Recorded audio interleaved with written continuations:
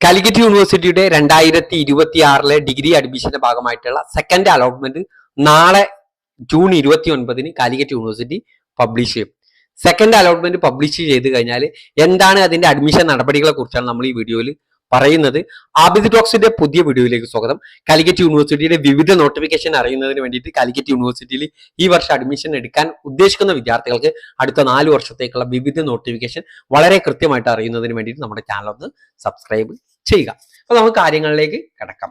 നാളെ കാലിക്കറ്റ് യൂണിവേഴ്സിറ്റി 29-ാം തീയതി പബ്ലിഷ് ചെയ്യും.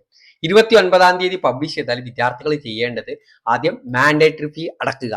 ഫസ്റ്റ് അലോട്ട്മെന്റ് ലഭിച്ച് മാൻഡേറ്ററി ഫീ അടച്ച വിദ്യാർത്ഥികൾ പിന്നീട് സെക്കൻഡ് അലോട്ട്മെന്റ് മാൻഡേറ്ററി ഫീ അടക്കേണ്ട.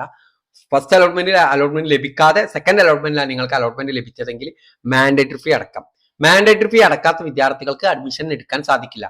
നിങ്ങൾ അഡ്മിഷൻ ഇവിടെ പെർമനന്റ് അഡ്മിഷൻ എടുക്കൽ നിർബന്ധമാണ്. അങ്ങനെ മാൻഡേറ്ററി ഫീ അടച്ചാൽ നിങ്ങൾക്ക് അലോട്ട്മെന്റ് മെമ്മോ ലഭിക്കും.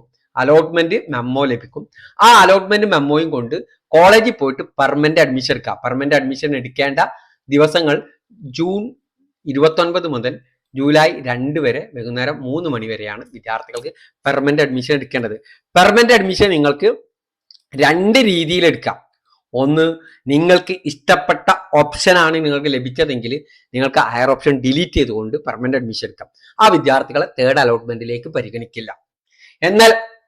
എന്നാൽ നിങ്ങൾക്ക് കിട്ടിയ ഓപ്ഷനിൽ നിങ്ങൾ തൃപ്തികരമല്ല, ഹയർ ഓപ്ഷൻ നിങ്ങൾക്ക് 10ാമത്തെ ഓപ്ഷൻ കിട്ടി, ബാക്കി മുകളിൽ 9 ഓപ്ഷൻ ഉണ്ട്, അത് നിലനിർത്തിക്കൊണ്ട് എന്ത് ചെയ്യുക, നിങ്ങൾ പെർമനന്റ് അഡ്മിഷൻ എടുക്കുക. ആ വിദ്യാർത്ഥികളെ തേർഡ് അലോട്ട്മെന്റിലേക്ക് പരിഗണിക്കും.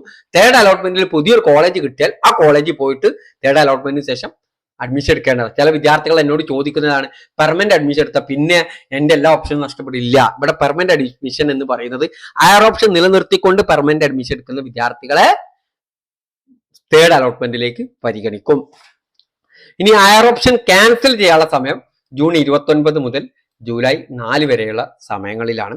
ഇതിൽ ജൂലൈ 3-ാം തീയതിയും ജൂലൈ 4-ാം തീയതിയും വിദ്യാർത്ഥികൾക്ക് എഡിറ്റിംഗ് ചെയ്യാനുള്ള അവസരമുണ്ട്. വൺ ടൈം എഡിറ്റിംഗിൽ എല്ലാവിധ എഡിറ്റിംഗും പറ്റും. നിങ്ങളുടെ പേര്, മൊബൈൽ നമ്പർ, ഇമെയിൽ ID കഴിഞ്ഞിട്ടുള്ള എല്ലാ കാര്യങ്ങളും എഡിറ്റ് ചെയ്യാം.